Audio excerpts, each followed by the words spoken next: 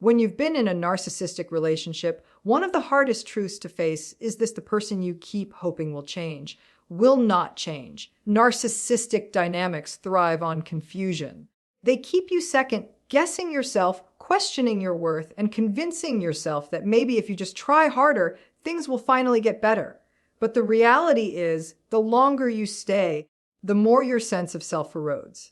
So what is the only right path out of this kind of relationship? It's clarity. Clarity that you cannot heal in the same environment that breaks you. Clarity that waiting for a narcissist to suddenly become kind, empathetic, or accountable is like waiting for rain in the desert.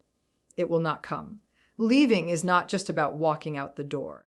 It's about walking away from a cycle, the promises, the manipulation, the guilt, and the exhaustion. The right path is to choose yourself over the fantasy you've been sold. Now, I know, leaving is not always simple. There are children, financial ties, cultural pressures, or fear of retaliation.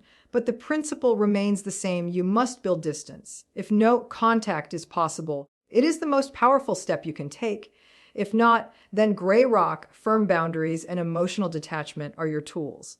But boundaries alone are not enough. You must also heal. Healing means relearning trust. Trust in your instincts, trust in your worth, trust that you deserve safety, respect, and love without conditions. Healing is not quick, but it is certain.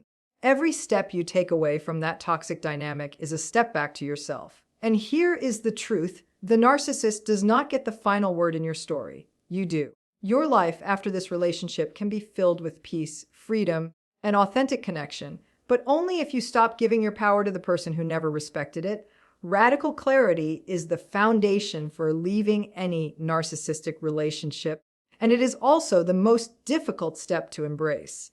So many people get caught in the cycle because they hold on to the hope that one day the narcissist will wake up, see the pain they've caused, and change. This hope becomes the rope that keeps you tied to the relationship, even when every sign points to the reality that change is not coming. Clarity means dismantling that hope and seeing things exactly as they are, not as you wish them to be.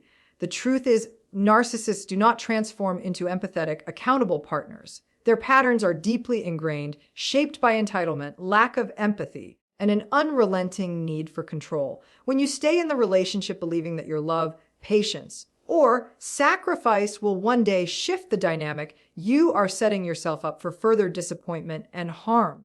Radical clarity means you stop negotiating with illusions. You stop waiting for apologies that never come, for promises that never materialize, for affection that is only given when it serves them. Clarity also requires you to name the behavior for what it is. Too often, people minimize the abuse by calling it just a bad temper, or saying, "Everyone has flaws," or "maybe I'm too sensitive." These phrases keep you blind to the depth of manipulation happening. Radical clarity asks you to call gaslighting by its name, to see manipulation as manipulation, and to recognize that cycles of love, bombing followed by cruelty, are not normal or healthy. Once you name it, you can no longer deny it. Another part of clarity is understanding that you are not the problem. Narcissists are masters at projecting their own dysfunction onto you. They twist the narrative until you start to believe that you are too demanding, too sensitive, or never good enough. Over time, you internalize these lies, and it becomes harder to separate their voice from your own. Radical clarity demands that you reclaim your reality. It is the courage to say, "This is not my fault. I am not broken. I am being harmed."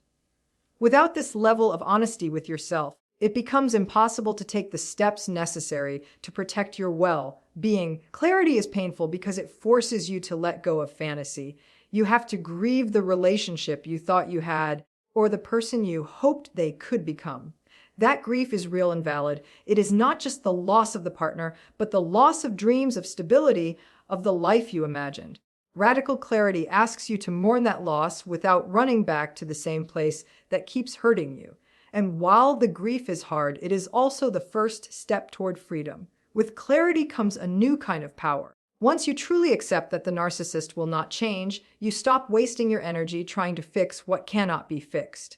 Instead, you redirect that energy toward yourself, your healing, your growth, your future. You start asking different questions, not "how do I make them love me?" but "how do I love myself enough to leave?" Not how do I keep them happy? But how do I create a life where my happiness matters? These shifts are only possible when you face the reality head on. Radical clarity also means understanding patterns, not just moments. It is easy to be swayed by temporary kindness or brief moments of charm. But clarity reminds you that a handful of good days do not erase years of harm. A sudden apology does not undo a cycle of neglect. A nice gesture does not cancel out cruelty. You begin to look at the relationship in its totality, not through the lens of isolated moments. That perspective prevents you from being pulled back into the cycle when the narcissist uses breadcrumbs to keep you hooked. Most importantly, radical clarity is liberating. It may feel harsh at first, like shattering an illusion you desperately wanted to believe in, but it is also the moment you start breathing again. When you see the situation clearly, the fog lifts. You are no longer living in confusion or self-doubt. You recognize the reality for what it is, and in doing so, you open the door to something better. Clarity becomes the compass that guides you out of the chaos and toward peace. In the end, the only way out is through truth, not the sugar-coated version, not the story you tell yourself to make the pain tolerable, but the raw, unfiltered truth. Radical clarity is the path that says, I deserve more than this. I will no longer wait for change that will never come. I will no longer sacrifice my life to someone else's dysfunction. It is that decision, as painful as it may be, that sets you free. Self-preservation over loyalty is one of the hardest lessons to embrace when you are in a narcissistic relationship. Many people remain trapped because they are loyal to the wrong thing, to the relationship, to the promises made, to the image of the person they fell in love with, or even to family and social expectations. That loyalty can feel noble, but in the context of a narcissistic dynamic, it becomes the very chain that keeps you bound. The problem is that loyalty to a narcissist is never reciprocated. You can give everything, your time, your energy, your compassion, your forgiveness, and yet it will never be enough because they are loyal only to themselves. When you put loyalty above self-preservation, you begin to tolerate behavior that erodes you piece by piece. You rationalize insults as stress, betrayal as a mistake, or neglect as just how things are. You tell yourself that walking away would be selfish, that you need to stay for the children, for the family, or because no one else will understand them. This is how people get stuck for years, sometimes decades, sacrificing their mental health, self-worth, and joy in the name of loyalty. But real loyalty in a healthy relationship is mutual, balanced, and life-giving. In a narcissistic relationship, loyalty is demanded but never given back. That is why choosing self-preservation is not selfish, it is survival. Self-preservation means making your well, being the priority, even if it makes you feel guilty. Guilt is one of the strongest weapons used in these dynamics. The narcissist will tell you that you are abandoning them, betraying them, or giving up on the relationship. Society may add to that guilt, saying you should stick it out or be more forgiving. But true self-preservation means recognizing that staying is what destroys you, not leaving.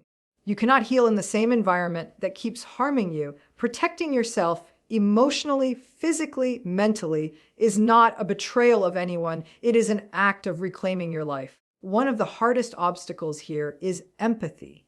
You may see the narcissist's pain, their childhood wounds, their struggles, and you may think that your loyalty will heal them. You convince yourself that if you love them enough, sacrifice enough, or understand them enough, they will eventually change. But this is a dangerous illusion. Their healing is not your responsibility. Their growth is not in your control. When you confuse loyalty with rescuing, you lose yourself in their chaos. Self-preservation reminds you that your empathy must first be directed inward. It asks you to give to yourself the compassion you so freely give to others. Another piece of this is understanding the cost of misplaced loyalty. Every year you stay loyal to someone who mistreats you. You become more disconnected from yourself, your confidence shrinks, your joy fades, and your identity gets wrapped around the role of caretaker, fixer, or peacekeeper. By the time many people finally leave, they feel like strangers to themselves, unsure of who they are outside of the relationship. Self-preservation is about reversing that process before it consumes you completely. It is about choosing to step back, even if it means facing the unknown, because the unknown is less destructive than the certainty of staying. Choosing self-preservation also means redefining what loyalty truly is. Loyalty should never mean abandoning yourself for someone else's dysfunction. True loyalty, the kind that matters, is the loyalty you show to your own soul, your own dignity, your own future. When you are loyal to yourself, you stop tolerating abuse in the name of love. You stop silencing your pain just to maintain peace. You stop placing someone else's comfort above your survival. That is not selfishness. That is strength. Of course, this shift does not come without pain. Walking away from someone you once loved or someone you built a life with feels like tearing yourself in half. You may feel shame, doubt, fear, and deep sorrow. But understand this pain is not always a sign you are doing the wrong thing. Sometimes pain is the sign that you are finally breaking free from something toxic. Sometimes the hurt of letting go is the doorway to the healing you have long been denied. Self-preservation is not about avoiding pain, but about choosing the pain that leads to growth over the pain that keeps you stuck. In the end, you cannot be loyal to a relationship that requires you to betray yourself. The only loyalty that will save you is the loyalty to your own well-being, your own safety, and your own truth. Self-preservation means standing up and saying, I will no longer sacrifice my peace, my health, and my life for someone who does not honor me. That is the kind of loyalty that will rebuild you, protect you, and carry you toward a future that is finally yours. No contact and boundaries are not just strategies for leaving a narcissistic relationship, they are lifelines.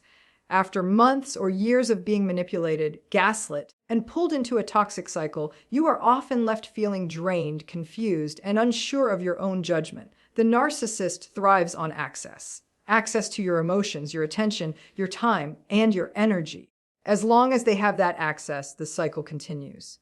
The purpose of no contact or firm boundaries is to cut off the oxygen supply to the dynamic that has kept you trapped. It is about reclaiming control over your own life. Going no contact means severing all possible ties with the narcissist. No phone calls, no texts, no checking their social media, no responding to sudden emergencies they create. It means stepping completely out of the push and pull game that they use to keep you hooked. For many people, this feels radical, almost impossible.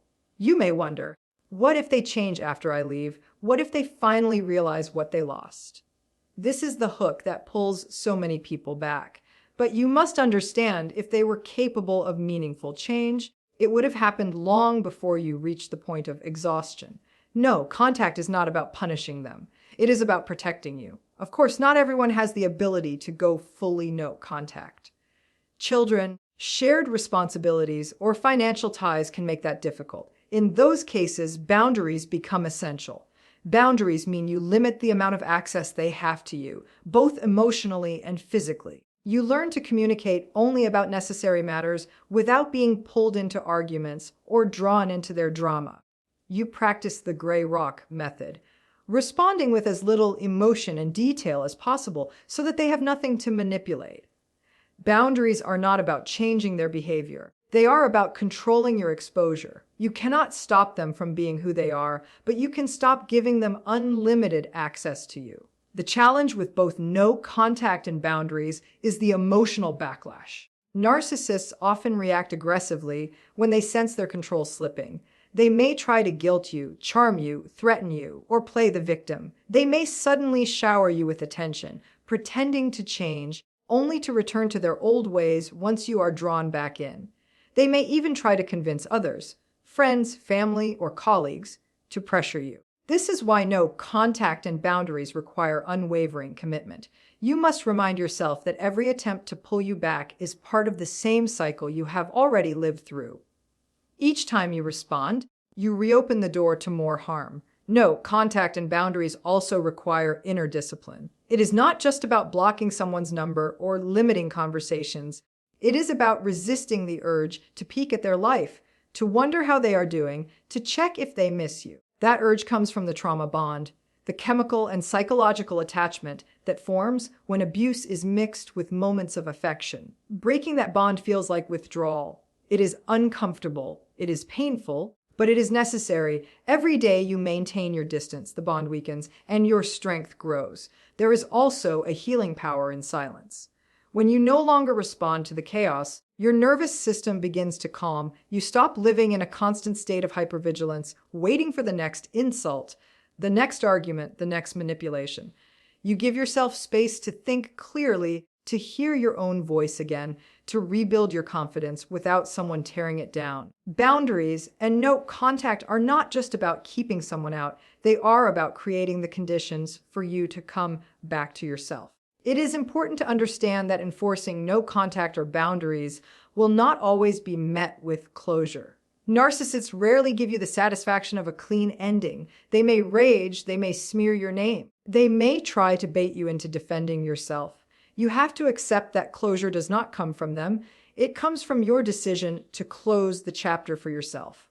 Walking away without explanation, without debate, without proving your point is often the strongest and most liberating act of all. Ultimately, no contact and boundaries are acts of self-respect. They send a message not to the narcissist, but to yourself. I will not allow myself to be mistreated anymore. I will not hand over my peace of mind to someone who thrives on destroying it. I choose to protect myself, even if it means walking away from the person I once thought I could not live without. That decision may feel heavy at first, but over time it becomes the foundation of your healing. The more distance you create, the more freedom you reclaim. And in that freedom, you begin to rebuild the life the narcissist once tried to take from you. Healing and rebuilding after a narcissistic relationship is not just about moving on. It is about piecing yourself back together in ways you may not have thought possible. When you come out of such a relationship, you are often left with deep wounds, self-doubt, fear, shame, and a loss of trust in yourself and others. You may feel like a shell of who you once were, carrying scars from manipulation, betrayal, and neglect. But healing is not only possible, it is inevitable if you give yourself the time, patience, and compassion you deserve. Rebuilding does not mean rushing to become your whole self again, because the truth is you will never be the same. Instead, it means creating a stronger, wiser version of yourself who now knows how to protect your peace and choose differently. The first step in healing is acknowledgement. You must be willing to face the truth of what happened without minimizing it or excusing it. Many survivors of narcissistic relationships struggle with blaming themselves. They ask, why didn't I leave sooner? Why did I fall for it? Why did I keep going back? These questions carry shame, but they are also unfair. You did not deserve to be treated that way. You were manipulated, conditioned, and pulled into a cycle designed to confuse you.